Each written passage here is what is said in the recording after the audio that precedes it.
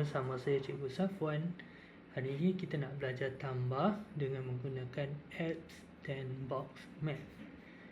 Jadi dalam video ni saya akan gunakan buku aktiviti matematik tahun 1 jilid 1 muka surat 80. Okey, dekat sini kita dapat tengok ada soalan A sampai F. Soalan A ni dah jawab, jadi cikgu nak tunjuk soalan B.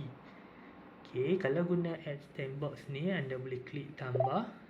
Okey, kita ada bentuk lazim dan takkan gunakan bentuk lazim di sebelah kanan untuk jawab soalan, dan di sebelah kiri akan ada visual untuk bantu awak faham operasi tambah. Okey, soalan yang pertama 40 tambah dengan 6. Jadi dekat rumah SAR ni, okey, kita tengok hanya ada 6 saja, jadi sifar tambah 6, jawapan dia 6. Kemudian di rumah puluh hanya ada 40 sahaja, jadi jawapan dia 46. Okey, baiklah, soalan yang seterusnya, soalan C, 14 tambah dengan 20. Okey, kita tambah dulu rumah SAR, kemudian kita akan tambah rumah puluh. Jadi awak boleh gunakan gambar rajah ni untuk bantu mengira. Okey, kalau di rumah SAR ni hanya ada 4 SAR sahaja, jadi 4 tambah sifar sama dengan 4. Kemudian di rumah puluh kita ada 10, kita ada 20, kita ada 30. Jadi di rumah puluh 1 tambah 2 sama dengan 30. Jadi jawapan dia 34. Baiklah, soalan yang seterusnya, soalan D, 19 tambah dengan 50. Okey, kita akan lakukan operasi tambah bermula dari rumah SAR dahulu. Jadi gambar rajah ni hanya ada 9 SAR, dan di ruangan pengiraan 9 tambah sifar, awak akan dapat jawapan 9. Okey, setelah selesai di rumah SAR, kita tambah pula rumah puluh.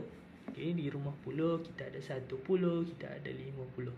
Jadi di rumah puluh ni kena kira semualah. 10, 20, 30, 40, 50, 60. Jadi di rumah puluh 1 tambah 5 sama dengan 60.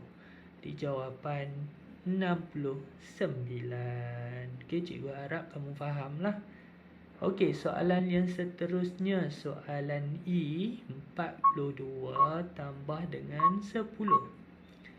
Okey, kita tambah dulu rumah SAR, 2 tambah sifar sama dengan 2. Dan seterusnya di rumah puluh kita ada 40 tambah 10. Jadi kalau awak kira 10, 20, 30, 40, 50. Jadi 40 tambah 10 sama dengan 50. Jadi jawapan dia 52. Dan soalan yang terakhir, soalan F. Okey, soalan F senang je, 70 tambah dengan 15. Okay, kita tambah dulu rumah SAR. Awak tengok soalan sifar tambah 5. Awak tengok gambar rajah hanya ada 5 SAR sahaja. Jadi sifar tambah 5 sama dengan 5. Okey, setelah selesai rumah SAR, kita tengok pula rumah puluh. Jadi puluh ni ada 70, ada 10. Okey, awak guna gambar rajah ni, awak kira lah 10, 20, 30, 40, 50, 60, 70, 80. Jadi 70 tambah 10 sama dengan 80. Di jawapan akhir 85. Okey, kita jumpa lagi dalam video yang lain. Assalamualaikum. Bye bye.